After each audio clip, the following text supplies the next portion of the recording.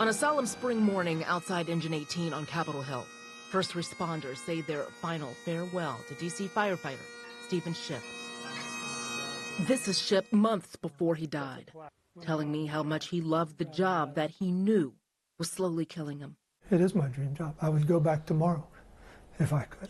Recovering from invasive surgeries and 25 rounds of 52-hour chemotherapy treatments. Yes, please. It was sometimes hard for him to speak at all.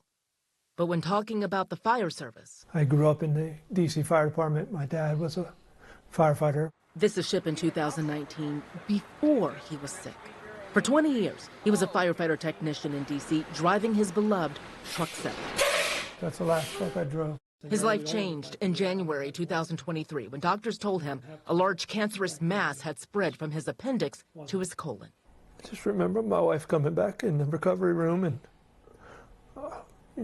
we cried and we hugged, and we just said, well, we're going to fight. But the fight they had wasn't what they expected.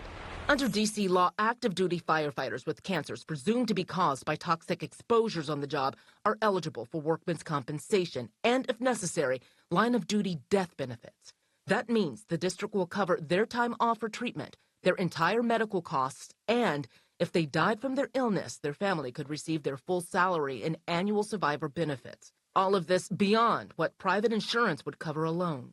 I thought they would just automatically do the right thing and take care of you. It's a brotherhood. But Shipp's cancer was not one of D.C.'s presumptives, even with rectal cancer on the list. Steve's colorectal cancer was initially denied presumptive coverage. Not only was I worried about living, I was worried about,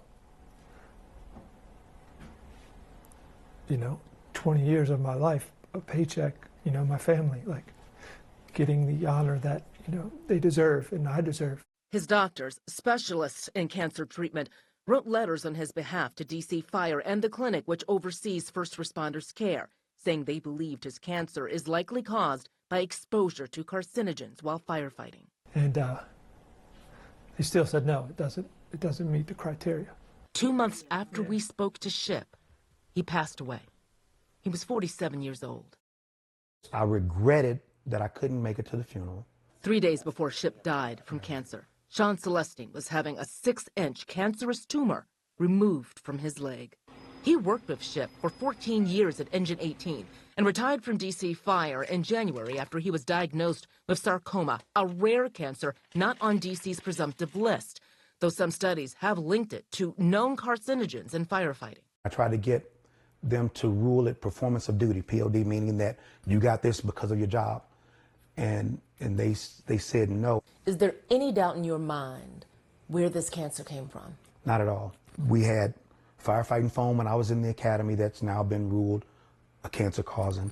We've had to change gear, our protective gear, because the gear we've had has been known to cause cancer. There's no cancer in my family. Where else am I going to have gotten it from? We are seeing more and more different types of cancers. For decades, attorney Ken Berman has represented firefighters fighting for presumptive benefits after being diagnosed with cancer.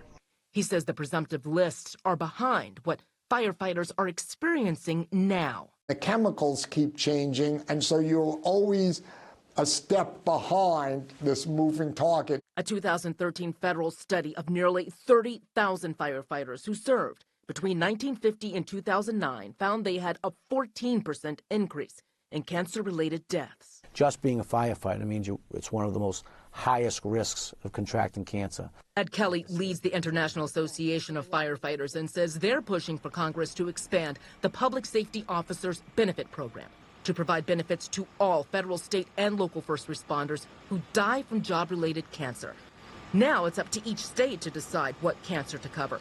You can work right over one city line, one county line, one state line, and have an entirely different set of benefits.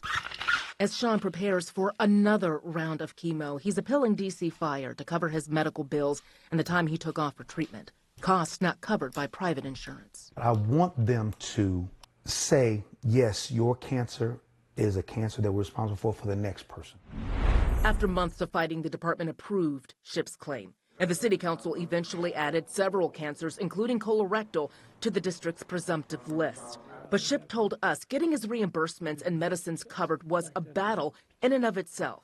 A system he said must be improved for every firefighter who risks it all to save others. I'm not going to grow old with my family because of what I did. The least they can do is treat me like a human and treat my family with respect. Shipp told us he repeatedly asked to sit down with department leadership to talk about ways to improve the system.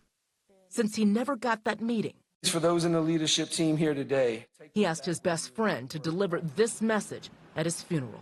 I want the process to be made better and fixed if possible, not for me, but for the next one of us unfortunate enough to contract this horrific disease. DC Fire denied our request for an interview, but in a statement said, "We stand in full solidarity with our colleagues who face life-altering health challenges." The statement continued that where evidence shows a connection between occupational exposure and illness, we support expanding the law. So when you turn in your gear, Retired Montgomery County firefighter Amy Dant turned in her gear sooner than she planned, leaving behind a career she once felt was her calling. I knew every day that I woke up and went to work, I was purposed and intended to do what I did, and I feel blessed for that. Amy spent 7 years as a volunteer Montgomery County firefighter before she was hired full-time. Soon after, she received devastating news. In 2003, I was diagnosed with cervical cancer, and I was brand new on the job. Do you have a history of cancer in your family? No, there's absolutely no one in my family that has ever had cancer. At 27 years old, a year into her full-time role, Amy had to have a radical hysterectomy because of her cancer. It's a loss, she says, that's had a profound impact on her life. I knew that I would not be a mother, and that was hard. Amy recovered and returned to work as a firefighter paramedic, advancing to master and then lieutenant. But 9 years later, in 2012, she was diagnosed with cancer again, this time thyroid. I was like, how do I get so unlucky to get 2 forms of cancer that are completely unrelated? It was pretty soon after my second form of cancer that the white paper came out. Commissioned by the Firefighter Cancer Support Network, the white paper, published in 2013, showed firefighters have higher rates of several cancers compared to the general population. Even though Amy's cancers weren't on this initial list, the risks outlined were a routine part of her job, like carcinogens released in house fires, diesel fumes from fire trucks. Even their iconic gear has been found to contain PFAS, a chemical studies have linked to cancer and other health problems. I was like, this makes sense now.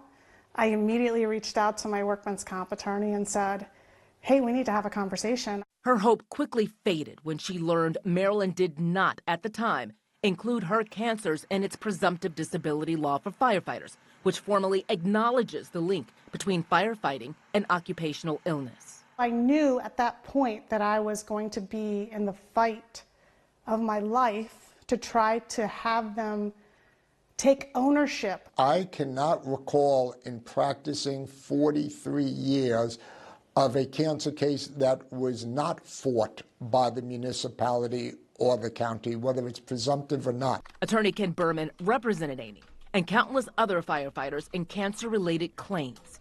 He said even when their cancer is on the presumptive list, counties routinely deny them, forcing firefighters into a contentious battle while they're in cancer treatment. The county or the municipality always hires an expert to say that it is not related. Data shows just how hard it is for firefighters in our area to show their cancer was caused by their career. DC Fire approved 12 cancer claims in the past 5 years, but the department told us it doesn't track denials. In Fairfax County, 18 presumptive cases were approved, but 6 were denied in that time frame.